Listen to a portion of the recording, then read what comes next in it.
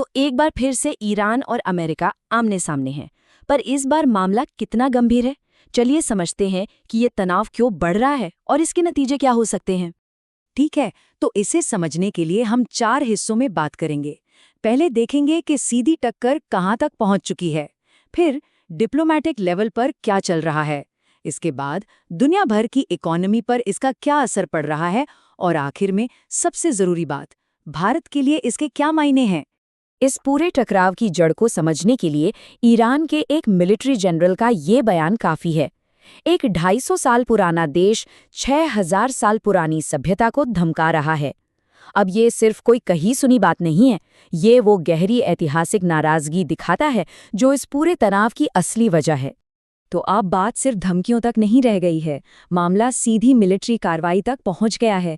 देखते हैं कि पिछले 24 घंटों में असल में हुआ क्या है। ईरान ने एक बहुत बड़ा और आक्रामक कदम उठाया है, सीधा अमेरिका की एयर पावर को चैलेंज करते हुए। उन्होंने अमेरिकी फाइटर जेट्स को ही निशाना बना लिया है, जो दिखाता है कि ये लड़ाई अब बहुत ज़्यादा बढ़ चुकी है। और ये कोई मामूली घटना नहीं है। पिछले सिर्फ 24 घंटों में ईरान ने 2 अमेरिकी फाइटर जेट्स को मार गिराने का दावा किया है। सोचिए, ये एक ऐसी हरकत है जो इस पूरे इलाके को एक बड़े युद्ध में झोंक सकती है। और इस टकराव का एक इंसानी पहलू भी है। एक अमेरिकी पायलट अब भी लापता हैं और रिपोर्ट्स के मुताबिक ईरान ने बचाव की कोशिशों को भी रोकने की कोशिश की है। तो ये सिर्फ मशीनों का नुकसान नहीं है, ये एक बड़ी मानवीय त्रासदी भी बन सकती है। और ये सिर्फ 1-2 हमले नहीं हैं। ईरान की स्ट्रैटेजी काफ़ी बड़ी है। वो न सिर्फ मिलिट्री ताकत का इस्तेमाल कर रहे हैं, बल्कि कूटनीतिक दबाव भी बना रहे हैं। उन्होंने सीज़फायर के प्रस्तावों को ठुकरा दिया है और साफ साफ चेतावनियां दी हैं, जिससे पता चलता है कि वो पीछे हटने के मूड में बिल्कुल नहीं है। अच्छा, तो इस सब पर दुनिया का क्या रिएक्शन है?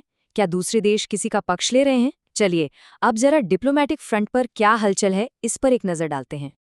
देखिए, ईरान डिप्लोमेसी यानी बातचीत के दरवाजे बंद करता जा रहा है। उन्होंने पाकिस्तान जैसे देशों की मध्यस्थता को भी ठुकरा दिया और अमेरिका के सीधे सीज़फायर के प्रस्ताव को भी। इससे ये संकेत मिलता है कि शायद वो बातचीत से ज्यादा टकराव चाहते हैं, या हो सकता है कि वो बेहतर शर्तों के लिए दबाव बना रहे हों। और यहाँ ग्लोबल पावर पॉलिटिक्स में एक बहुत बड़ा बदलाव देखने को मिल रहा है। चीन अब सिर्फ एक मूक दर्शक नहीं बना हुआ है, वो खुलकर ईरान का समर्थन कर रहा है। यूएन में दिया गया उनका ये बयान अमेरिकी दबदबे को सीधी चुनौती है और ये इस लड़ाई को एक बिल्कुल नए लेवल पर ले जा सकता है। अब ये लड़ाई सिर्फ जंग के मैदान तक ही नहीं है, इसके झटके पूरी दुनिया की अर्थव्यवस्था महसूस कर रही है। चलिए देखते हैं कि ये ग्लोबल मार्केट्स को कैसे हिला रहा है। जो पड़ोसी देश हैं जैसे पाकिस्तान, उनके लिए तो ये संकट दरवाजे पर आ चुका है। वहाँ फ्यूल की कीमतों में 55% तक का उछाल। ये सिर्फ एक नंबर नहीं है, इसका सीधा असर आम लोगों की जिंदगी पर पड़ रहा है। और ये तो बस शुरुआत हो सकती है, क्योंकि तेल की कीमतें और बढ़ने की आशंका है। ये सुनने में थोड़ा अजीब लग सकता है, लेकिन इस संकट के बीच अमेरिकी डॉलर और मजबूत हो रहा है। ऐसा क्यों? क्योंकि जब भी दुनिया में इतनी अनिश्चितता होती है, तो इन्वेस्टर्स अपना पैसा अमेरिकी डॉलर जैसी सेफ जगह पर लगाते हैं। ये ग्लोबल फाइनेंशियल सिस्टम का एक अजीब सा सच है। और इस लड़ाई का असर हमारे आपके लोकल सुपरमार्केट तक भी पहुंच सकता है। जब ग्लोबल सप्लाई चेन टूटती है, तो इसका मतलब है कि कच्चे माल से लेकर तैयार प्रोडक्ट्स तक हर चीज़ पर असर पड़ता है। इससे महंगाई बढ़ सकती है और हो सकता है कुछ चीज़ें दुकानों से गायब भी हो जाएं। चलिए अब बात करते हैं कि इस पूरी कहानी का भारत से क्या लेना देना है। ये कोई दूर देश की समस्या नहीं है, इसके नतीजे हम सब पर असर डाल सकते हैं। ये भारत के लिए एक बहुत ही चिंताजनक स्थिति है। हमारी एनर्जी सिक्योरिटी यानी ऊर्जा सुरक्षा सीधे सीधे दांव पर लगी है। जब हमारे आधे से ज्यादा तेल इंपोर्ट पर खतरा मंडरा रहा हो, तो इसका मतलब है कि हमारी पूरी इकोनॉमी ही खतरे में है। और ये सिर्फ कोई किताबी खतरा नहीं रह गया है, इसका असर जमीन पर दिखना शुरू हो गया है।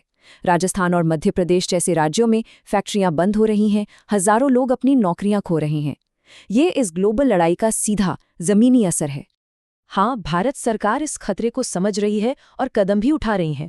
24 घंटे इस संकट पर नजर रखी जा रही है, नेवी को मजबूत किया जा रहा है और एनर्जी के नए रास्ते खोजे जा रहे हैं।